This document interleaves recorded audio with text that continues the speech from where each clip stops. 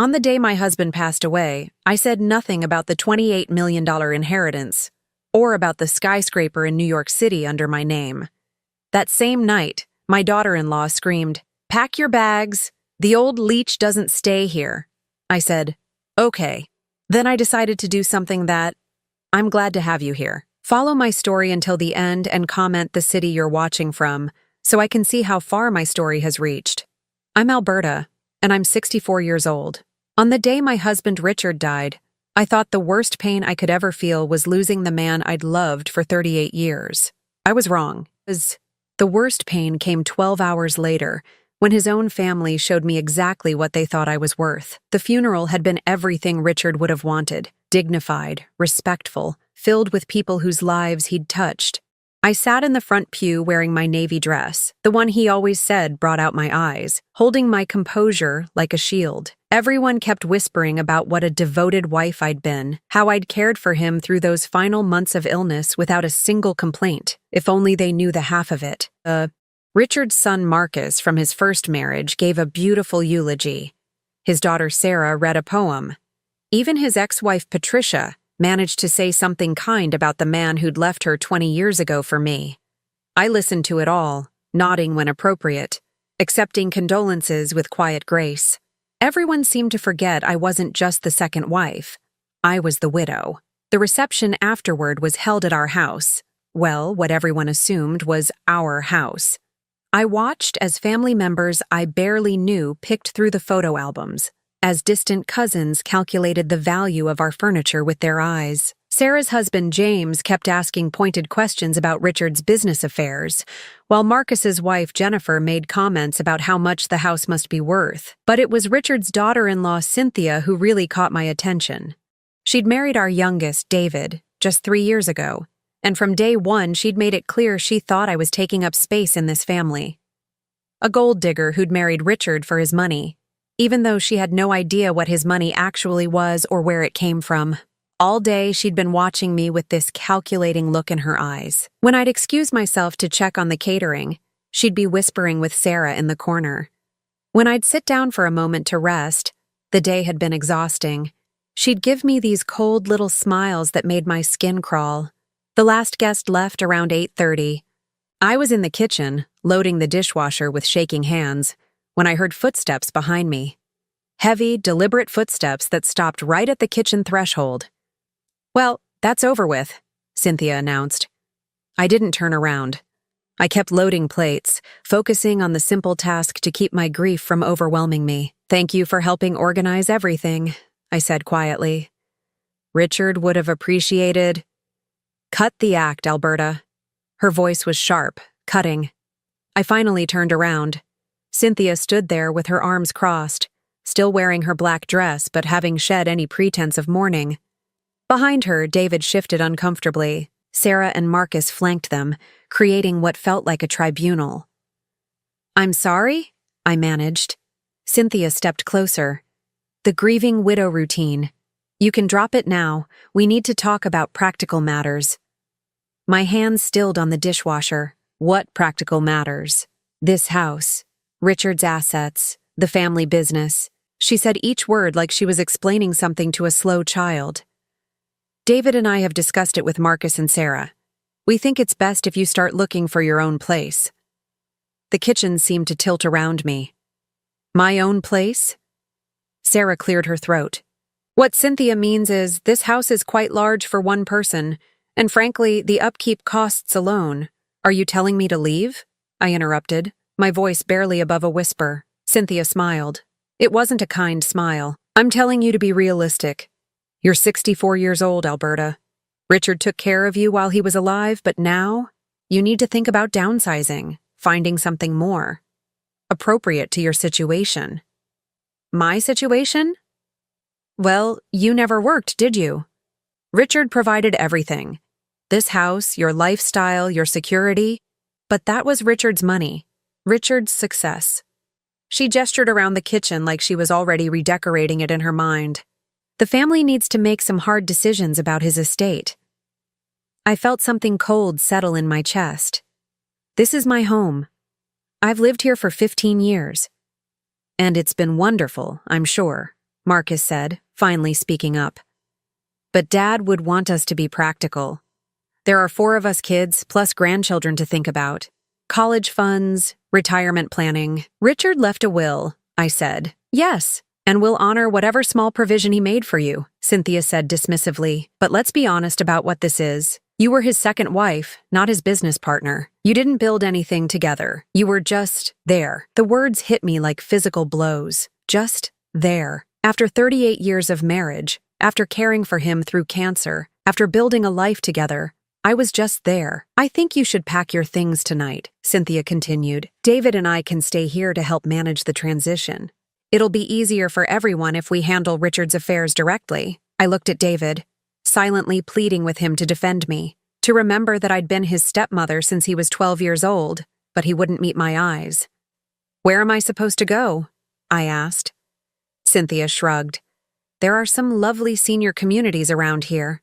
Assisted living facilities. I'm sure you'll find something suitable. Assisted living. Like I was some helpless old woman who couldn't take care of herself. I stood there in my own kitchen, surrounded by people I'd considered family, and felt the last pieces of my heart break. The grief from losing Richard was nothing compared to this. This was betrayal. This was being erased from my own life. But as I looked at their faces, Cynthia's cruel satisfaction, the others' uncomfortable but determined expressions, something else began to grow alongside the pain. Something cold and quiet and patient. Okay, I said simply. Cynthia blinked. Okay, I'll pack tonight.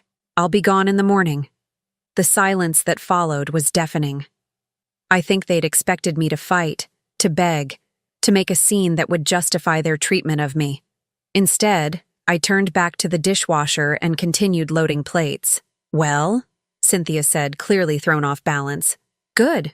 That's very mature of you. I didn't respond. I just kept working, listening as their footsteps retreated from the kitchen, as they began dividing up my life in hushed, excited whispers from the living room. They had no idea what they'd just done. They thought they were getting rid of a burden, claiming what was rightfully theirs. They thought Richard's widow was just an old woman with nowhere to go and nothing to fight with.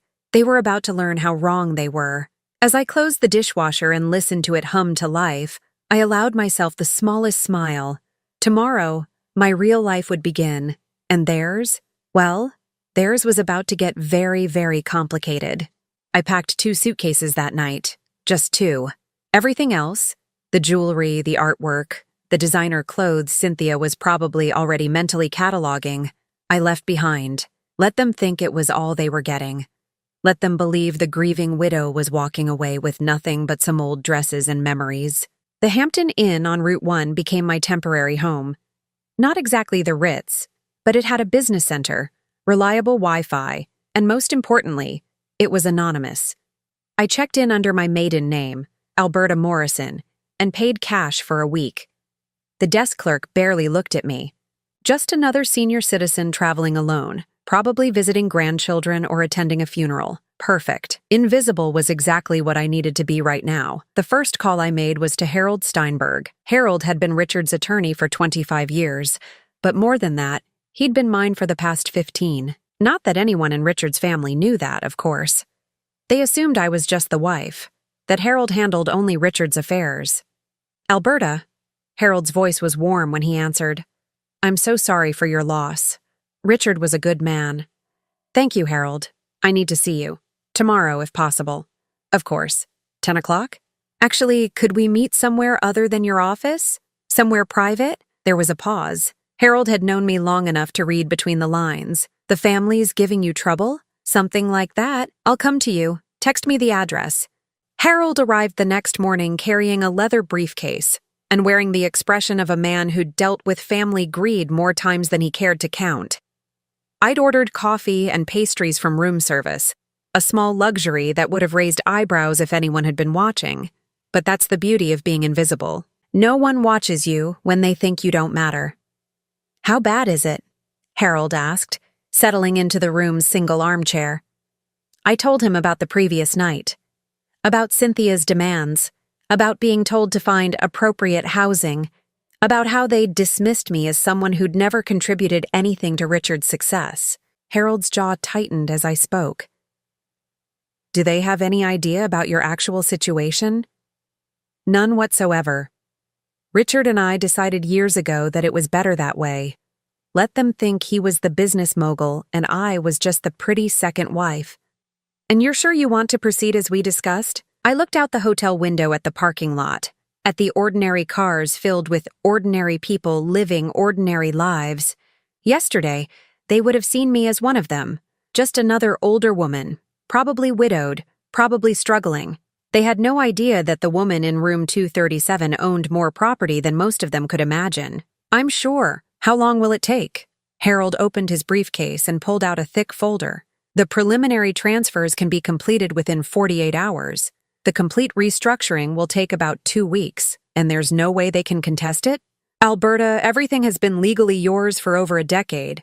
Richard transferred ownership years before his illness, precisely to avoid situations like this. They can contest it all they want. They'll lose. I nodded, feeling that cold satisfaction settle deeper into my bones. What about the house? That's where it gets interesting. Harold allowed himself a small smile. Technically, you could evict them today, but I assume you have something more educational in mind? I want them to show me exactly who they are first. Let them get comfortable in my house, making their plans, dividing up what they think is theirs. Give them enough rope to hang themselves. And then I'll remind them that assumptions can be dangerous things. Harold spent the next hour walking me through documents, explaining procedures, confirming details that had been set in motion years ago. Most widows would be lost in the legal terminology, overwhelmed by the complexity of estate planning and asset management. But I wasn't most widows.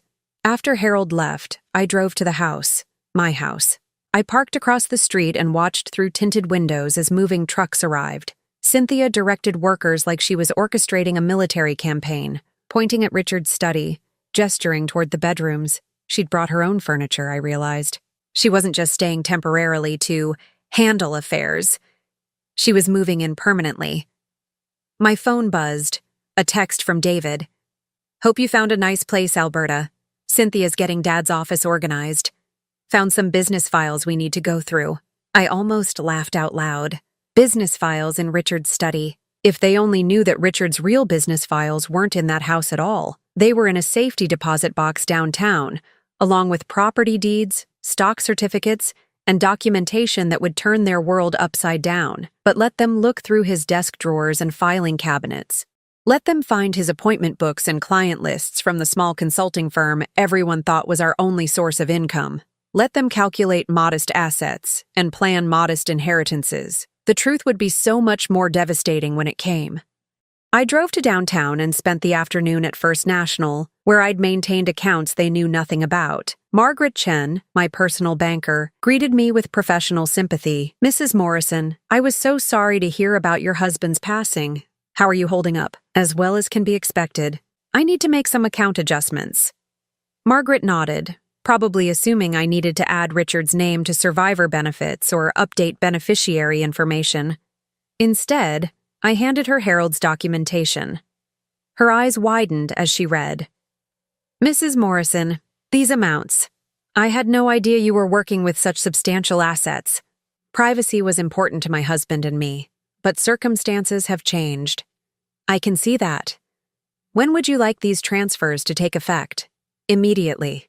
As Margaret processed the paperwork, I thought about Cynthia back at the house, probably going through my closet, deciding which of my clothes were worth keeping. I thought about Marcus and Sarah, likely meeting with financial advisors to discuss their father's estate. I thought about David, weak David, who'd let his wife bully the woman who'd raised him. They thought they'd gotten rid of me. They thought the inconvenient widow was out of the way, leaving them free to claim their inheritance.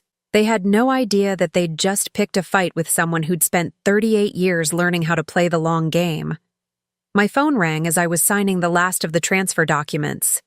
Cynthia's name appeared on the screen. I let it go to voicemail, then listened to her message with growing amusement. Alberta, we found some confusing paperwork in Richard's office. Legal documents that don't make sense. Could you call me back? There might be some things you need to explain. Confusing paperwork? I could only imagine what they'd found. Probably the outdated copies Richard kept for show, documents that referenced assets that no longer existed under his name. They were getting nervous, realizing that their father's financial picture wasn't as clear-cut as they'd assumed. I deleted the message without responding. Let them wonder. Let them worry. Let them spend sleepless nights trying to figure out why nothing added up the way they'd expected. Tomorrow, I would start phase 2 of my plan. Tonight, I would have dinner in my anonymous hotel room and watch the news like any other senior citizen spending the evening alone. But I wasn't alone. Not really. I had Harold. I had Margaret. I had a network of professionals who'd been quietly managing my affairs for years. And most importantly, I had time. Cynthia and her allies thought they'd won a quick victory. They had no idea they'd just declared war on someone who'd been preparing for this battle longer than they'd been part of this family. The grieving widow was done grieving. Now it was time for the real Alberta Morrison to emerge from the shadows. And when she did, the family that had dismissed her so easily would learn that some assumptions cost more than others. 3 days had passed since I'd moved into the Hampton Inn, and I could tell the family was getting restless. My phone had been buzzing with increasingly urgent messages from Cynthia, each one more demanding than the last. She wanted me to come back and explain some discrepancies they'd found in Richard's paperwork. She needed me to sign documents. She had questions only I could answer. I ignored them all. Instead, I spent my mornings in the hotel's business center, making calls that would have shocked them senseless. Tuesday, I spoke with the property management company that handled my 3 apartment complexes in Manhattan. Wednesday, I had a conference call with my investment advisor about moving some assets around. Thursday, I spent 2 hours on the phone with architects about renovation plans for the building I owned in Soho. The building. My little secret that even Richard hadn't fully understood the value of when I'd bought it 15 years ago with money from my first marriage. Back then, it had been a rundown warehouse in a neighborhood nobody wanted. Now it was worth $28 million. And the rent from the high-end lofts I'd created generated more income in a month than Richard's consulting firm had made in a year. But they didn't know any of that. To them, I was still just the second wife who'd never worked a day in her life. On Friday morning, Harold called with news that made me smile for the first time since Richard's funeral. "They've hired an attorney," he said without preamble. "Have they now?" "Jackson Morrison from Morrison and Associates. No relation to you, I assume, despite the name. Never heard of him. What does he want?" "He's asking questions about Richard's estate. Apparently, the family has some concerns about asset distribution and wants to ensure everything is being handled properly." I set down my coffee cup, feeling that familiar cold satisfaction spread through my chest. How proper of them to be concerned. There's more. They're requesting a formal reading of the will. They want all beneficiaries present, including you. When? Monday afternoon. 2 o'clock, at their attorney's office. Perfect. I'll be there. Alberta, are you sure you're ready for this? Once we walk into that room, there's no going back. They're going to learn exactly who you are. I looked out my hotel window at the ordinary world beyond, at people going about their ordinary lives with ordinary problems. Soon, very soon, I would no longer be invisible to the family that had dismissed me so easily. "Harold, I've been ready for 15 years. That weekend, I went shopping. Not at the discount stores they probably expected a newly poor widow to frequent, but at the boutiques I'd always preferred. I chose a navy blue suit, elegant but understated, along with my grandmother's pearl necklace and the Cartier watch Richard had given me for our 10th anniversary. I wanted to look exactly like what I was, a woman of substance who had simply chosen to be underestimated. Sunday evening, I moved out of the Hampton Inn and into the penthouse suite at the Fairmont Hotel downtown, just for one night, just to remind myself who I really was before walking into that meeting. I ordered room service, lobster and champagne, and reviewed the documents Harold had prepared. Everything was in order. Everything was legal. Everything was about to change. Monday morning arrived gray and drizzly, the kind of weather that matched my mood perfectly. I dressed carefully, applied my makeup with precision, and arrived at Morrison & Associates 15 minutes early. The receptionist, a young woman who couldn't have been more than 25, looked me over with barely concealed dismissal. "You're here for the Holloway estate reading?" she asked, checking her computer screen. "I am." "And you are?" "Alberta Morrison, the widow." Something in my tone made her look up sharply, but before she could respond, voices erupted from down the hall. Loud, angry voices that I recognized immediately. "This is ridiculous," Cynthia was saying. "Why does she even need to be here? She's not a real beneficiary.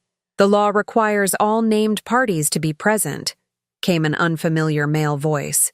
Their attorney, presumably. "But she didn't contribute anything to the estate," Marcus added. "Dad supported her, not the other way around. Nevertheless, she has legal standing as the surviving spouse." I listened to them argue about me like I was an inconvenience, a legal technicality to be managed. The receptionist kept glancing at me nervously, probably wondering if I was going to break down or cause a scene. Instead, I sat quietly in the leather chair, hands folded, looking exactly like the kind of little old lady they expected me to be. At exactly 2:00, Harold arrived. He nodded to me with professional courtesy, giving no indication that we'd spent hours planning this moment. Behind him came a woman I didn't recognize, tall, sharp-suited, with the kind of presence that commanded attention. "Mrs. Morrison," Harold said formally, "I'd like you to meet Catherine Walsh. She'll be representing your interests today." Catherine extended her hand with a smile that didn't reach her eyes. "Mrs. Morrison, I've heard a great deal about your situation." Before I could respond, Jackson Morrison himself appeared, a soft-looking man in his 50s who seemed overwhelmed by the circumstances he'd been hired to manage. "Well," he said, mopping his forehead with a handkerchief, "I believe everyone is here now. Shall we proceed?" The conference room was larger than it needed to be, with a polished table that could have seated 20 people. The family had arranged themselves on one side like they were preparing for battle. Cynthia sat at the head, flanked by David and Sarah, with Marcus positioned slightly behind them like backup. They'd dressed for success, expensive suits, confident postures, the look of people who expected to inherit everything. I took the seat directly across from them, with Harold and Catherine on either side of me. The symbolism wasn't lost on anyone in the room. Jackson Morrison cleared his throat and began reading Richard's will in a monotone voice that suggested he'd done this hundreds of times before. The standard language about being of sound mind, the formal declarations, the preliminary bequests to charity. Then came the part they'd been waiting for. "To my beloved children, Marcus, Sarah, and David, I leave the sum of $50,000 each, to be distributed equally among them." I watched their faces carefully. 50,000 each was generous for most families, but it was far less than they'd expected. Cynthia's mouth tightened almost imperceptibly. Sarah frowned. Marcus leaned forward like he'd misheard. "And to my dear wife, Alberta Morrison Holloway, I leave the remainder of my estate, including all properties, investments, and business interests, to be hers absolutely and without restriction." The silence that followed was deafening. Jackson Morrison continued reading, but I could see that no one was listening anymore. They were all staring at me with expressions ranging from shock to outrage to disbelief. "Excuse me," Cynthia interrupted, her voice sharp enough to cut glass. "Could you repeat that last part?" Jackson Morrison looked uncomfortable. "The bulk of Mr. Holloway's estate goes to his widow, as is customary in such circumstances." "But what exactly does that include?" Sarah asked, her voice rising. "The house? His business? What are we talking about here?" It was Catherine Walsh who answered, consulting her own copy of the will with professional detachment. "According to these documents, Mrs. Morrison inherits all real property, all financial accounts, all business assets, and all personal property not specifically mentioned elsewhere in the will." "That's impossible," Marcus said flatly. "Dad would never leave us with just 50,000 each." Harold leaned forward slightly. "I'm afraid it's quite legal, Mr. Holloway. Your father was very specific about his intentions." "But she didn't earn any of it," Cynthia exploded, finally losing the composure she'd been struggling to maintain. "She never worked. She never contributed anything. She was just there, living off his success." The words hung in the air like poison. Just there. The same phrase she'd used the night she'd thrown me out of my own home. The same dismissal. The same contempt. The same fundamental misunderstanding of who I really was. I stood up slowly, feeling every eye in the room focus on me. For 38 years, I had let Richard be the face of our success. I had allowed people to assume he was the business mind while I played the supporting wife. I had been content to remain in the shadows, building my empire quietly while he took the credit publicly. But Richard was gone now, and the shadows had served their purpose. "You're absolutely right, Cynthia," I said quietly. "I never contributed anything to Richard's success." She blinked, clearly not expecting agreement. Richard's consulting firm, his modest investments, his reputation in the community, that was all him. I had nothing to do with any of it. I could see confusion rippling across their faces. This wasn't the response they'd expected. "But you see," I continued, my voice growing stronger, "Richard's estate isn't what you think it is, and I'm not who you think I am." Catherine Walsh was already reaching into her briefcase, pulling out documents that would change everything. Harold was checking his watch, timing the moment perfectly.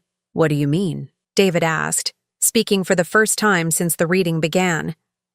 I looked at each of them in turn, these people who had dismissed me, who had thrown me out of my own home, who had treated me like a burden to be disposed of. "I mean," I said, allowing myself the smallest smile, "that you've been operating under some very expensive assumptions about who owns what in this family." The real game was about to begin. Catherine Walsh opened her briefcase with the precision of a surgeon preparing for a delicate operation. The documents she withdrew were organized in neat folders, each one labeled with the kind of detail that suggested this moment had been planned for a very long time. "Perhaps," Catherine said in her crisp professional voice, "we should clarify exactly what constitutes Richard Holloway's estate." Jackson Morrison shifted uncomfortably in his chair. "I'm not sure I understand the question." "The question," Harold interjected, "is whether Richard actually owned the assets that his family believes they're inheriting." I watched Cynthia's face carefully. The confident smirk she'd worn since entering the room was beginning to crack around the edges. "Of course he owned them," she said, but there was a new uncertainty in her voice. "The house, the business, everything. Alberta never worked, never contributed financially." "That's where you're wrong," Catherine interrupted, sliding the first document across the polished table. "Mrs. Morrison has been the primary owner of virtually every significant asset in this family for over 15 years. The paper landed in front of Cynthia with a soft whisper that seemed to echo in the suddenly silent room. She stared at it like it might bite her. "This is the deed to the property at 47 Elm Street," Catherine continued. "The house you've been living in since Mrs. Morrison graciously vacated it. Notice the name on the title." Cynthia picked up the document with trembling fingers. Her face went white as she read. "Alberta Morrison," she whispered. "That's correct. The house was transferred to Mrs. Morrison's sole ownership in 2008, 5 years after their marriage. Mr. Holloway retained lifetime occupancy rights, but ownership transferred completely upon his death." Sarah grabbed the paper from Cynthia's hands, scanning it frantically. "This has to be a mistake. Dad bought that house before he even met her." "He did," Harold confirmed, "and then he refinanced it in 2007 using capital that Mrs. Morrison provided. When the new mortgage was issued, ownership transferred to her as the primary financial backer." "What capital?" Marcus demanded. "She never had any money." Catherine smiled, a cold, professional expression that reminded me why I'd hired her. "Mrs. Morrison has had considerable assets since before her marriage to your father. She simply chose not to advertise that fact." I had been quiet long enough. These people had spent the last week living in my house, planning their futures based on my assets, treating me like a discarded inconvenience. It was time for them to understand exactly who they'd been dismissing. "The money came from my first marriage," I said calmly. "When my first husband died in 1995, he left me quite well provided for. Real estate investments, stock portfolios, life insurance. I was 38 years old and financially independent when I met your father." The silence in the room was deafening. "But you never worked," David said weakly, like he was clinging to the last piece of his worldview. "I didn't need to work in the traditional sense. I managed investments. I bought and sold properties. I made business decisions." I gestured toward Catherine, who was already preparing the next folder. "I just did it quietly." Catherine slid a new set of documents across the table. These are the ownership papers for Morrison Holdings LLC, established in 1996. Mrs. Morrison is the sole proprietor of a company that owns 17 properties across 3 states. Cynthia's hand flew to her throat. 17 properties, including 3 apartment complexes in Manhattan, 2 office buildings in Boston, and a recently renovated warehouse in Soho that was just appraised at $28 million. The number hit the room like a physical force. I watched as the implications sank in, as their understanding of reality shifted and cracked. 28 million? Sarah's voice came out as barely a whisper. That's just one property, Harold added helpfully. Would you like to see the complete portfolio? He didn't wait for an answer. Document after document appeared on the table like cards in a high-stakes poker game. Bank statements showing accounts with balances that made Richard's modest savings look like pocket change. Investment records detailing stock holdings in companies they'd never heard of. Property deeds from Maine to Florida. The total value of Mrs. Morrison's holdings, Catherine announced, consulting her summary sheet, is approximately $47 million, not including the assets she inherited from Richard's estate, which, as we've established, amount to roughly $300,000 in business assets and personal effects. $47 million. The words hung in the air like smoke. Cynthia was staring at me with an expression I'd never seen before, not just shock, but something approaching terror. You're lying, she said, but her voice had no conviction behind it. Which part would I be lying about? I asked pleasantly. The part where I've been financially independent since before I met Richard? Or the part where you've been living in my house for the past week? But why didn't Richard ever say anything? Marcus asked, looking genuinely confused. Because I asked him not to. I leaned back in my chair, feeling more relaxed than I had in years. Richard had his pride. He wanted to be seen as the provider, the successful businessman. I was happy to let him have that image publicly while I handled things privately. So, when we asked you to leave, David said slowly, you were actually... I was being evicted from my own home by people who had no legal right to be there. The truth of what they'd done was finally sinking in. I could see it in their faces, the growing horror as they realized they hadn't just been cruel to a helpless widow. They'd been cruel to someone who could destroy them financially without breaking a sweat. The business cards you found in Richard's office, Catherine continued, clearly enjoying their distress, were for a consulting firm that Mr. Holloway operated as essentially a hobby. It generated maybe $40,000 a year in revenue, hardly enough to support the lifestyle you all assumed he was funding. Then how did he pay for everything? Sarah asked. He didn't, I said simply. I did. The mortgage on the house, the property taxes, the utilities, the insurance, all of it came from my accounts. Richard contributed his consulting income, which covered groceries and incidentals. Cynthia was shaking now, visibly trembling as the full scope of her mistake became clear. You let us think. I let you reveal exactly who you were, I corrected. I didn't force you to throw me out of my own house. I didn't make you call me a sanguessuga. I didn't tell you to treat a grieving widow with contempt and cruelty. The word sanguessuga, bloodsucker in Portuguese, a term Cynthia had used thinking I wouldn't understand, made her flinch. I gave you every opportunity to show kindness, to include me in your family, to treat me with basic human dignity. Instead, you showed me your true character. Jackson Morrison was looking around the room like he'd stumbled into someone else's nightmare. I think there may be some misunderstanding here about the nature of these assets. There's no misunderstanding, Harold said firmly. Everything is documented, legal, and has been properly maintained for years. Mrs. Morrison was under no obligation to disclose her financial situation to her stepchildren. But what does this mean for us? Marcus asked, his voice small and frightened. Catherine consulted her papers with theatrical precision.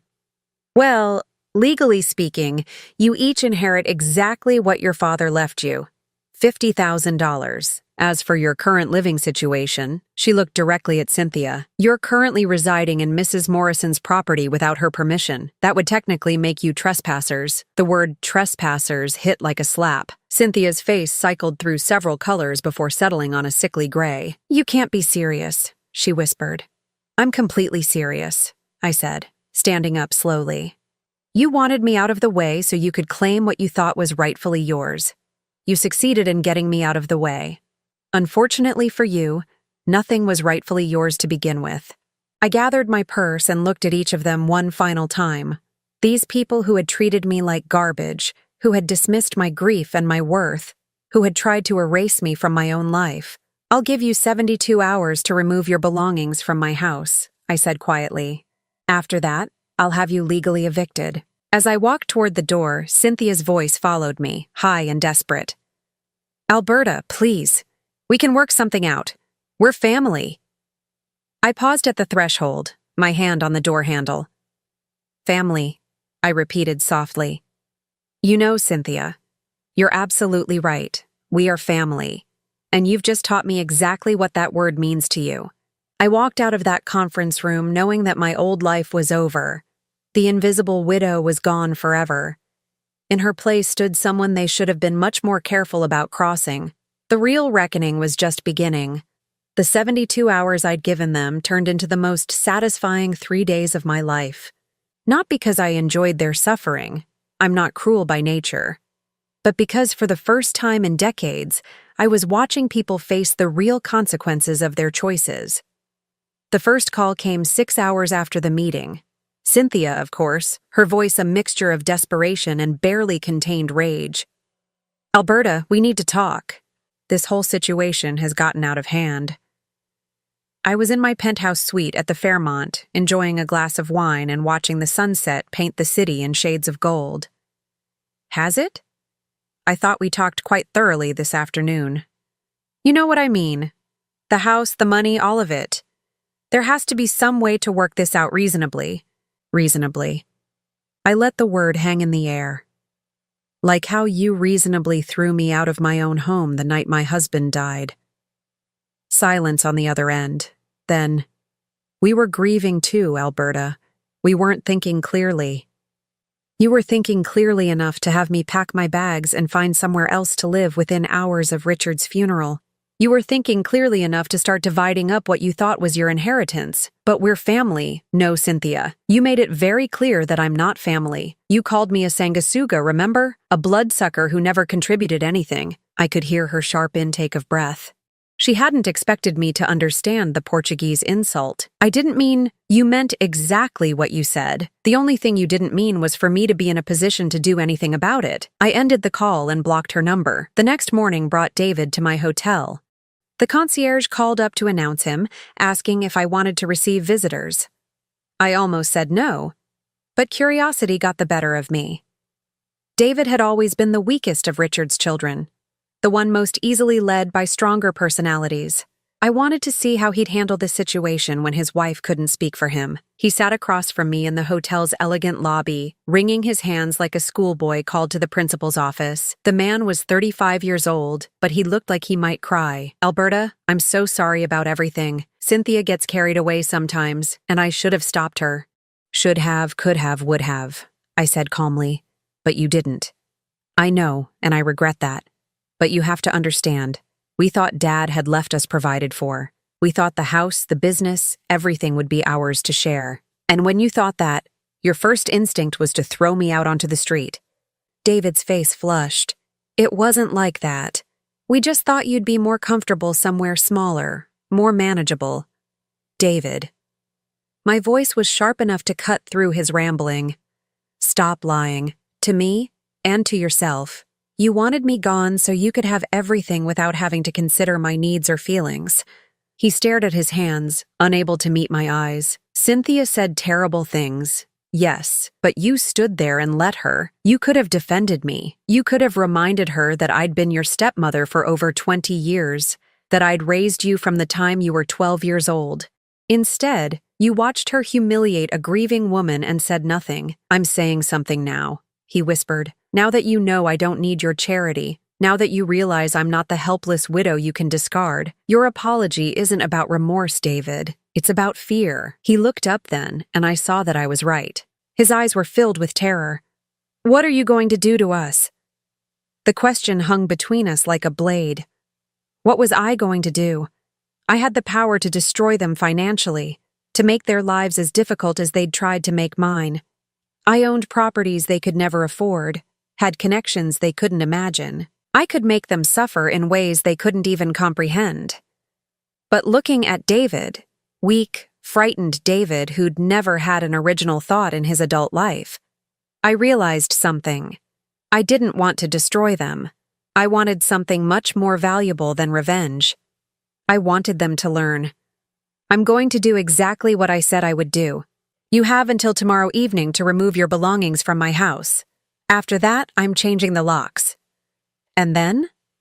And then, you're going to figure out how to live your own lives, make your own decisions, and face your own consequences. No more depending on family money that was never really family money to begin with. David's shoulders sagged. Cynthia's going to lose her mind. Cynthia's going to learn that actions have consequences, just like you are. He left without another word, and I watched him walk away, knowing that this conversation had changed something fundamental between us. Not forgiveness. That would take time if it ever came at all. But understanding. The final 24 hours were the most interesting. I had Harold arrange for a locksmith to be ready, and I drove to the house at exactly 6 o'clock on Friday evening to see if they'd honored the deadline. The driveway was full of cars. Not just David and Cynthia's vehicles, but Marcus's truck, Sarah's sedan, even some cars I didn't recognize. As I sat in my rental car watching the house, I realized they were having some sort of family meeting. About me, presumably. About what to do with the problem I'd become. I walked to the front door and used my key. They hadn't thought to change the locks, probably because it had never occurred to them that I might still have one. The voices from the living room stopped abruptly when they heard the door open. "Hello?" I called out pleasantly. "I hope you don't mind me letting myself in. It is my house, after all." I found them arranged around the living room like a war council. Cynthia sat in what had been Richard's favorite chair, still playing the role of matriarch. Marcus and Sarah flanked her, while David hung back near the window. There were two people I didn't recognize. A middle-aged couple who looked distinctly uncomfortable. "Alberta," Cynthia said, standing up with forced dignity. "We were hoping you'd come by. We wanted to discuss a reasonable settlement to this whole misunderstanding." "Settlement?" I raised an eyebrow. "For what?" "For the house, obviously. David and I have put a lot of work into this place, a lot of improvements. We think we deserve some compensation for— You think you deserve compensation for living in my house rent-free for a week?" The unknown couple exchanged glances. The woman cleared her throat nervously. "Perhaps we should go, Cynthia. This seems like a private family matter." "No, please stay," I said warmly. "I'm Alberta Morrison, Richard's widow." "And you are?" "Tom and Linda Patterson," the man said reluctantly. We're Cynthia's parents." "Ah. So they'd brought in reinforcements." Cynthia's parents probably told some version of events that painted me as the villain in this story. "How lovely to meet you," I said. "I hope Cynthia has explained the situation accurately." Linda Patterson looked between her daughter and me with obvious confusion. She said there was some sort of dispute about Richard's will, about who gets what. "There's no dispute," I said calmly. "The will is very clear. Richard left modest bequests to his children, and everything else to me. The only complication is that most of what people assumed was Richard's property was actually mine all along." Tom Patterson frowned. "I'm sorry, I don't understand." Neither did they, until a few days ago. You see, I've been financially independent since before I married Richard. The house they've been living in belongs to me. The comfortable lifestyle they've been enjoying was funded by my assets, not Richard's. I watched the older couple process this information, watched their expressions change as they realized their daughter might not have been entirely truthful about the circumstances. "But Cynthia said you never worked," Linda said slowly. "I didn't need to work in the traditional sense. I managed a rather substantial investment portfolio." I smiled pleasantly. "About $47 million worth, as it turns out." The silence that followed was profound. Tom Patterson's mouth actually fell open. "So, when your daughter threw me out of this house the night Richard died," I continued conversationally, She was essentially evicting me from my own property. When she called me a bloodsucker who never contributed anything, she was speaking to someone who had been supporting the entire family for years. Cynthia's face had gone white. Her parents were staring at her with expressions of horror and disbelief. "Cynthia Marie Patterson," her mother said in the tone of voice that probably hadn't been used since Cynthia was 12 years old. "Please tell me you didn't actually throw this woman out of her own house at her husband's funeral." It's complicated, Mom. It's not complicated at all," I said gently. "Your daughter made assumptions about my financial situation and treated me accordingly. She's now learning that assumptions can be expensive." Tom Patterson stood up, his face red with embarrassment. "Mrs. Morrison, on behalf of our family, I want to apologize. If Cynthia did what you're saying, Dad, don't. If she treated you that way during your time of grief, then she was raised better than that and should know better." He looked at his daughter with disappointment that cut deeper than anger ever could. "We're leaving, Linda. This isn't something we want to be part of." As Cynthia's parents gathered their things and headed for the door, I could see the final pillar of her support system crumbling. She'd counted on them to back her up, to see her as the victim in this situation. Instead, they'd seen her for what she really was. 20 minutes, I announced to the room as the front door closed behind the Pattersons. "Then I'm changing the locks whether you're finished or not." They scrambled then, grabbing bags and boxes they'd obviously packed in preparation for this confrontation.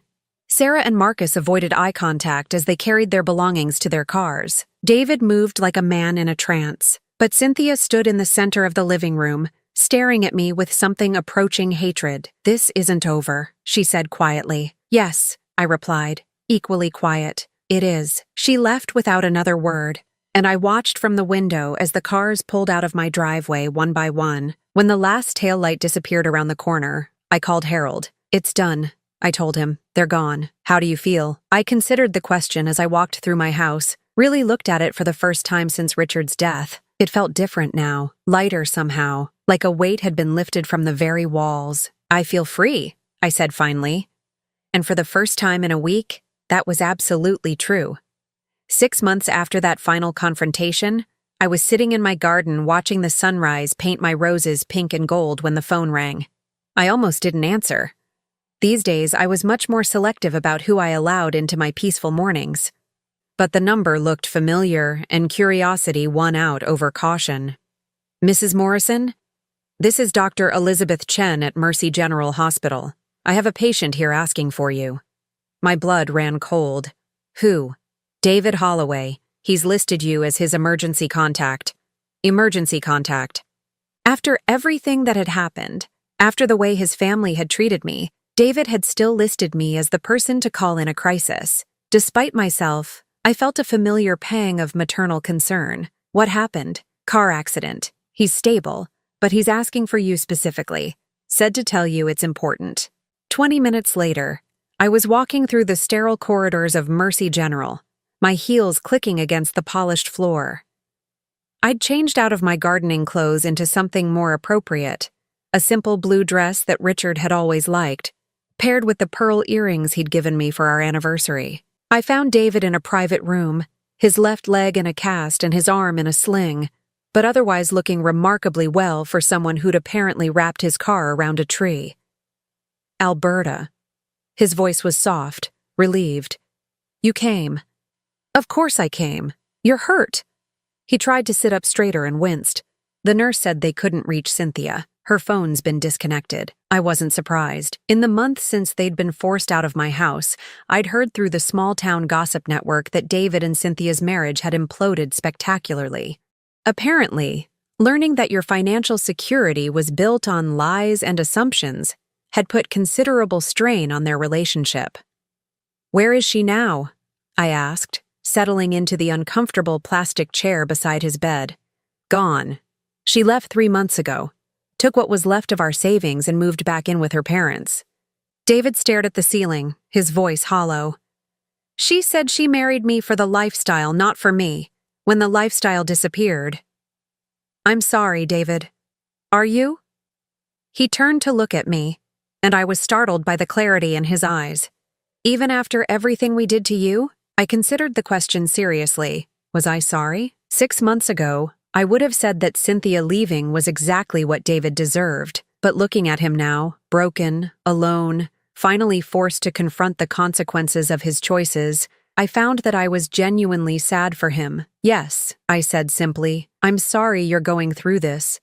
We sat in silence for a while, listening to the distant sounds of the hospital around us. Finally, David spoke again. I need to tell you something. About that night, when Cynthia threw you out.